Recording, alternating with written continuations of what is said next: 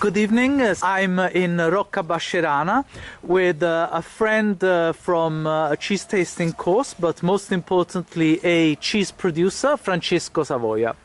So we are at his house, his dairy, and we are between two mountains. A little covered from the fog, we have Monte Vergine, a mountain dedicated in the name to the Holy Mary, the Holy Virgin.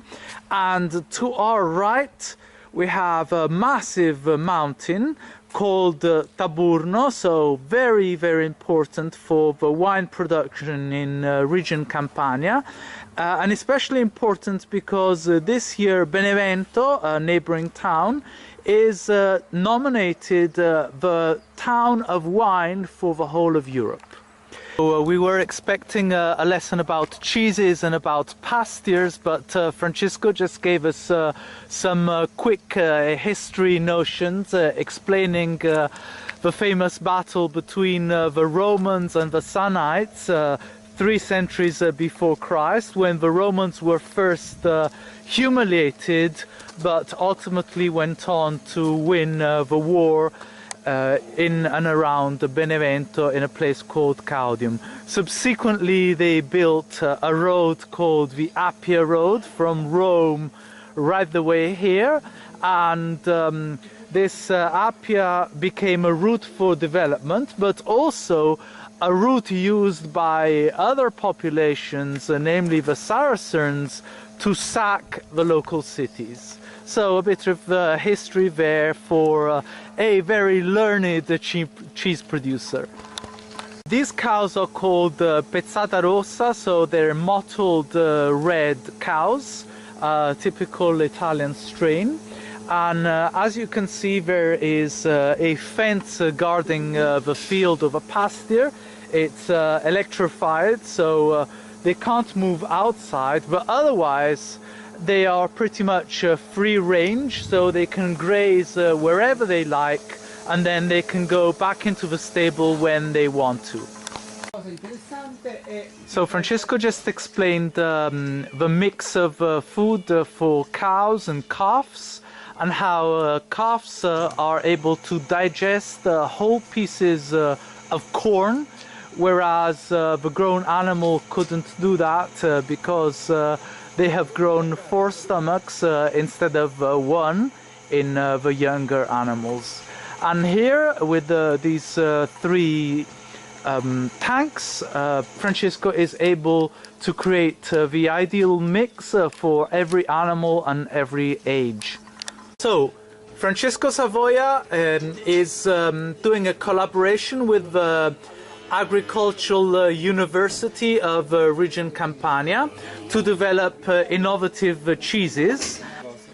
So in this collaboration with the University of region Campania, he installed this tank to reuse the whey coming from the production of cheeses and what's left of the production of ricotta. So it all goes in here, it's churned constantly to avoid the formation of a film of fat on the top. Water is added and then it's fed to the animals. These are the young calves. So it's always kind of cool to make friends with a very young animal. They're always very, very sweet. This one is a little bit frisky right now.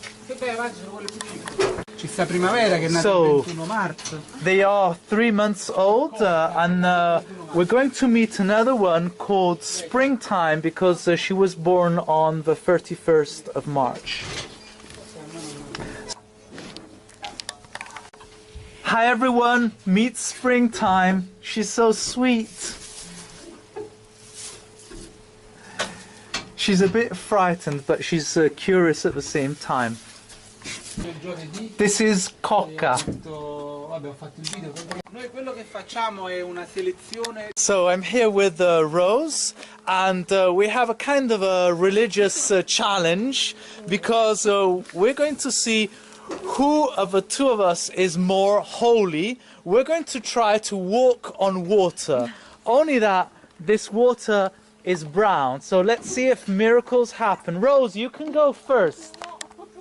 She said no, she doesn't want to try it.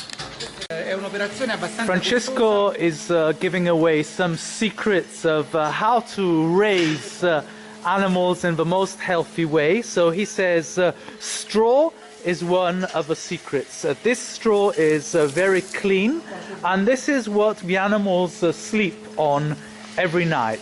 So every day they have clean straw added to their stalls, and the straw is very good for thermal isolation, so it keeps the animals cool in the summer and very warm in the winter, because their tummy is the only place where they don't have thick fur covering them. So in the winter they add a little bit more bedding, and this helps keep them really, really warm. And they can also eat the straw. So you can see how rested this cow is looking on the straw. Completely different feeling from being on a concrete floor. This is the hay that these cows are currently eating. So these cows are all pregnant, and 2 months before their presumed pregnancy, or before they give birth, Francesco basically stops milking them, because they need all the calcium they can get to give birth to healthy calves. So these animals are very strong. If you look at them, they're almost not dairy cows, but cows to produce meat. So they have this double aptitude. They can be strong, so they don't get ill very easily, and they're good milk producers. So we've come deep into the stalls to find the eldest animal here, Makya, which means spotty. She's the oldest cow. She's 17 years old. I don't know exactly how much 17 years is in cow's years, but it's quite an achievement. She's still looking strong and healthy. This is Clarinda, and Clarinda is Cocca's mum. She has this very peculiar marking on her right cheek that looks like a heart. There it is. So she is very, very affectionate, and she recognizes Francesco. She licks him out of affection, but also because sometimes the animals like the salty taste of the sweat. She is Red Moon, Luna Rossa. Luna Rossa here is the daughter of Sophie, and she enjoys a special relationship with Francesco. So her mum was a French cow, extremely selected for milk, and she was very weak. So when Luna Rossa was born, Francesco spent 7 days and 7 nights with the mum, with Sophie, helping her getting through the pregnancy. So this obviously resulted in strong imprinting of the animal towards Francesco. These are the cows being milked. So quite a traditional way of milking the cows, but interestingly, the udders are washed before the milking. The animal is milked, and after the milking, the udders are washed again, and they're actually disinfected. That way, when they go back into their stalls, even if they come into contact with any unclean surface, they've been sanitized. So this here on the left is the pre-dipping, and this here on the right is the post-dipping.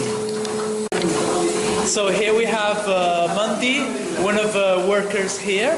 He's Nigerian. He's been with Francesco for a number of years. And he's just a very nice person, very friendly. He gets on with everyone, and he has a very sweet temper. Thank you. But even so, he's a strong guy, a tough guy.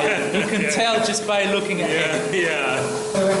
This is another work, Biagio. Biagio is obviously Italian and he's local.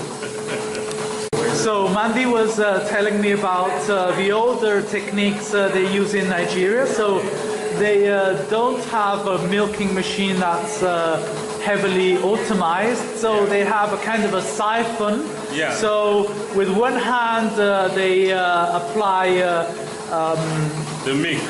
they apply the suckers to the tits, and with the other hand they have a siphon going. You have to pump it, yeah. You have to pump it and keep going, obviously timing yourself.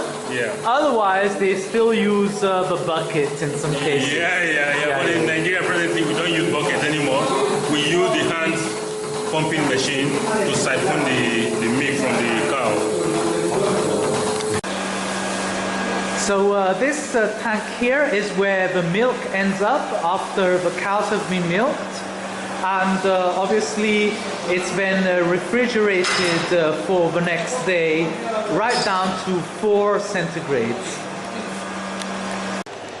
As you can see, the milk is kept churning over time to avoid any fat films on the top. So this evening we are at 31 liters of milk.